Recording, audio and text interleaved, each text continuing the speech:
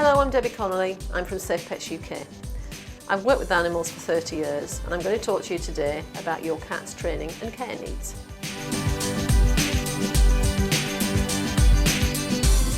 I'm going to give you some tips on how to build a cat scratching post.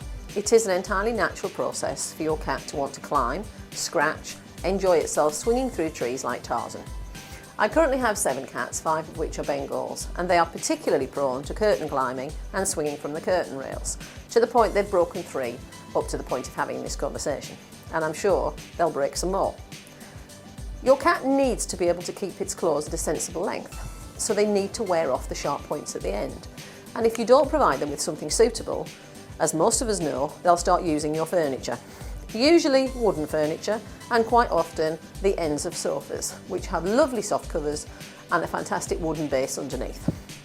So your job is to think about providing something that your cat will enjoy and will learn how to keep its own claws down. Most of the cat scratching posts you'll see are fairly simple things. They'll have a base about 1 foot square and a piece of wood in the middle, 2x2, 4x4, which will be anything from 1 foot to 2 foot high. That will be covered in rope, sisal actually. Sisal is that very rough type of rope.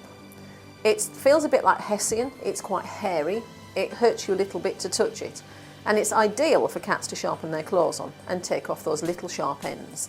Otherwise their claws would continue to grow and would cause a problem. But you can build something that's a little bit more interesting than that.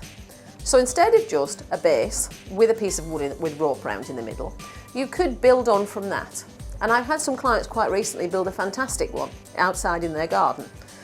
Most people seem to think of scratching posts as being something that you have to keep in your house. But if your cat does go outside, you could build a little bit more of a platform type. And if you keep thinking this Tarzan in the jungle idea, you could build something really fascinating. So what you would do is you would build another base on top of the first, on the top of the wood, and then another piece of wood and a side platform, and so on. You can add tunnels, you can add a ramp, and you can actually build it up to be almost like a little obstacle course. Now if you've got room indoors, there's no reason why you can't build that sort of thing indoors. But if your cat does go outside, or even has its own run outside, you can build something a lot more interesting and bigger outside.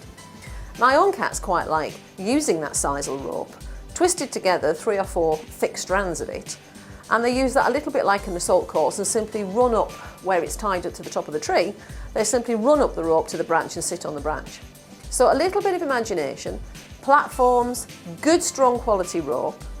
You can actually build something very easily yourself that's unique, and if you make it so that you can take it apart again, you can keep restructuring it and making it more and more interesting by adding pieces and moving pieces. Cats love it, it keeps their health, temperament, keeps their claws sharp, gives them something to do, makes them a bit more tired and therefore a bit easier to live with.